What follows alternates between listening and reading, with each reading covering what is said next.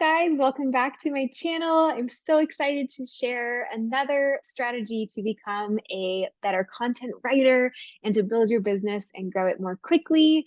And this is a question that I get a lot from my students. And so for those of you who don't know, I have a program called Content Business Blueprint, which teaches people how to build profitable freelance writing businesses as their own boss with more location and schedule freedom.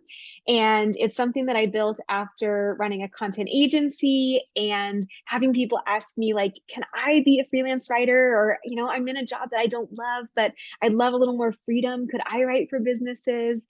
And so I said, yes, of course. I've been training writers for years, both inside corporate America and then at my agency. And so built this program that teaches the writing side and then also the business side. And so one of the things I hear a lot is writers are so curious about this term voice. Like, what does the term voice mean when you are writing for a business? And so I want to just illuminate that a little bit today in case it's a question that you have as well. And so think about voice as you're writing, just as if you are talking to different personalities. You may have the friend that is super bubbly and upbeat and positive. And so if you were writing an email to that friend, you might also shift your tone to use more exclamation points or to, use emojis or smiley faces or say things a lot more excitedly.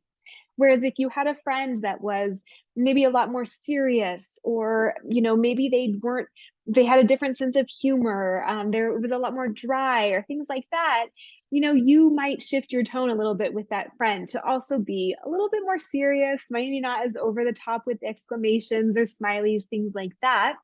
If you are talking to someone who is maybe more of a mentor that you look up to or a professional that you know through work, you may have a different tone than if you're talking to a friend more casually, right? And so it's kind of the same with businesses, where every business out there has its own personality. If you think even the difference between like grocery stores, there's Whole Foods, which is all about health and wellness and holisticness. And then you have Trader Joe's, which is kind of like more the store that you go to down the street, and they're a little playful and cheeky and they have homemade signs. So even among those businesses, their voice is going to be a little different, isn't it? Like Whole Foods may be trying to sound a little bit more elegant or high end, whereas Trader Joe's is going to sound a little more casual, a little more friendly, a little more playful. And so you can start to see that even in their marketing, where maybe you go to Whole Foods and it's these beautiful displays of animals and, the harvest, and their headlines are all centered around health and being your best self and being a good steward. And then you go to Trader Joe's and you start to see language that's about fun deals or seasonal specials like pumpkin spices. I'm thinking because it's fall right now where I am. You start to see things like, howdy neighbor, come on down, right? Whereas Whole Foods may never say something like that. They may be like, direct yourself to this aisle, a little more professional, a little more elevated, but it's just that subtle difference in personalities. And that's how you start to shift your voice. Okay. And so it's even another example would be like maybe the difference between Target and like Neiman Marcus, or a really high end designer like Chanel, right? At Target, you're going to hear, again, more playful language. Their advertisements and communications tend to be very bright. They are speaking to, a different customer. They're intending to get a different customer than someone who is maybe shopping at a fancy department store and is looking for very high-end things or wants a very high-touch luxury experience. And so the words and the tone is going to be different. Like even how I am talking to you now, when I think about playful and bright and creative, that's very different than like smooth and luxe and high end, right? And so those are just things that you want to start playing with as you reach out to different brands. So many brands help you with this because they define what their brand voice is. So you could even Google this right now and look up your favorite brand and see if you can find online what their brand is. Many will describe it in 3 to 5 words. And so as you write, you as the writer can then keep those words in mind. So if you see that there's a brand that considers themselves to be educational, conversational, and down to earth, you know that you don't need to sound like you're using the fanciest terms and sounding as smart as possible. You instead are going to be using language that is down to earth, easy to understand, talks to someone who may be like at an average level with whatever the content is, versus this really fancy, overly intelligent, but overly complex language. Okay. And so if you even think about the difference between like the way a bank might talk to a customer versus the way a fun shoe company would talk to a customer, banks, because they're dealing with money and security, they put a lot more emphasis on sounding very sophisticated and smart and trustworthy. Whereas a more playful company can use language and jokes and things that they don't need to have trust built in as high. So they're not going to be as worried about using language that really positions them as an expert the way that a bank or financial institution would. Does that make sense? So you can start to just kind of walk through and practice this. I'll give you a few ideas for how to do so. But to build this muscle, one way is to think about the same phrase. So maybe you're, welcoming customers and you're saying it in different voices. So how would you do it for a bank whose voice is very serious and professional versus a tech company that wants to sound savvy and smart?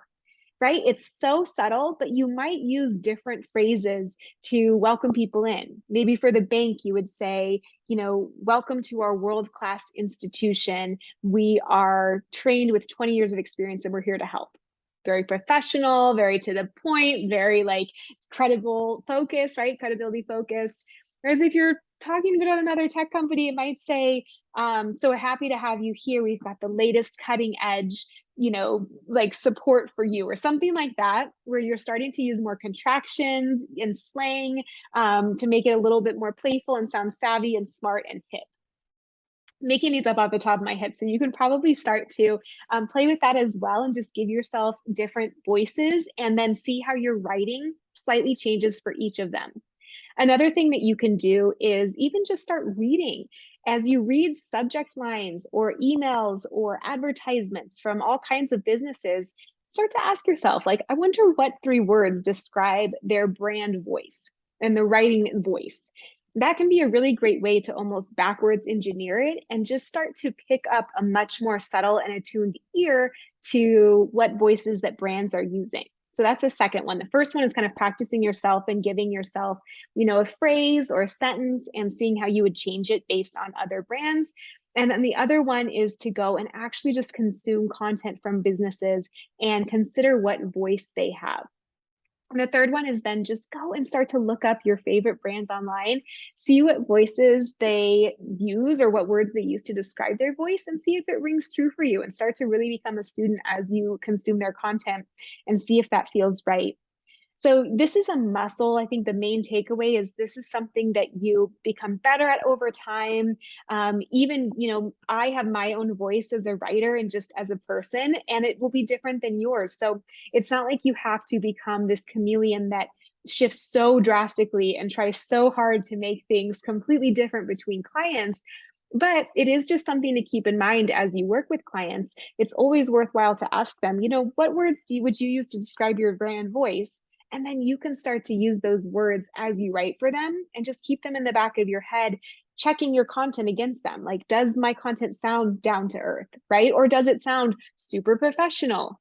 Does it sound playful or does it sound serious? Does it sound like upbeat or does it sound more dry? And all those things you can just start to check.